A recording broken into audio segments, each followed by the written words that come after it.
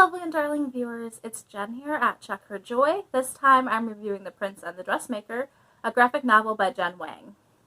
This is a story of Sebastian, a crown prince who enjoys wearing dresses sometimes, and Francis, the dressmaker, who makes his clothes. So Sebastian here is our prince. He sometimes likes wearing dresses, but he doesn't necessarily associate with being a girl all the time. Not exactly trans. But he does love the drama of wearing these gorgeous dresses, and sometimes he does feel like a girl.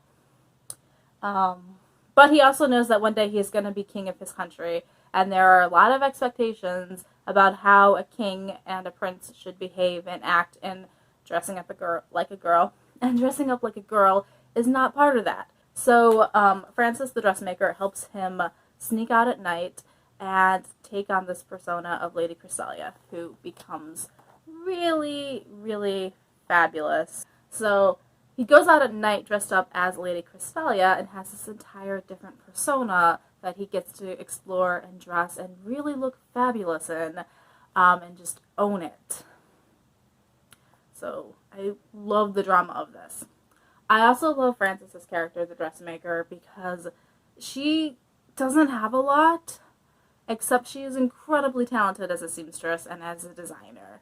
And that is her goal in life, is to make a living at that and being successful and having other people wear her design. So from this relationship, she is able to explore that part of herself and get to express herself and get to put her designs out. And as Lady Crystallia becomes this fashion icon that everybody else wants to emulate, they are now wearing Francis's designs.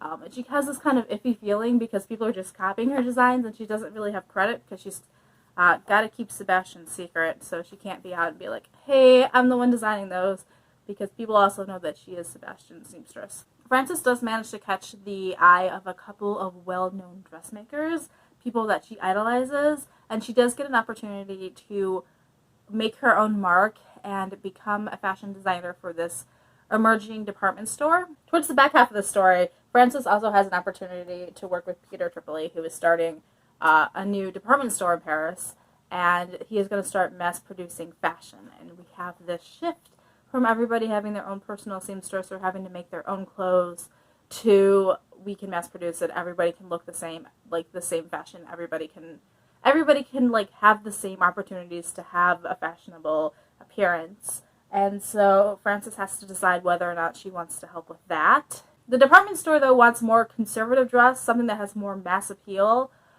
So Francis does have to struggle of, if she takes a department store job, she can't work for Sebastian anymore. She can't make these loud, extravagant outfits. She and Sebastian are starting to become friends also, so she's like abandoning her friend. So Francis has her own internal struggle. And there's also a subplot in here where Sebastian's parents are setting him up on dates with all these princesses. He's allowed to decide who he's going to marry, but like he needs to get married because he's going to be the king one day and he needs to produce heirs. So we have him dating all these ladies. And he feels guilty. And there's this part of Sebastian that feels guilty because he can't really just tell them exactly who he is, and he doesn't feel like they'll accept him.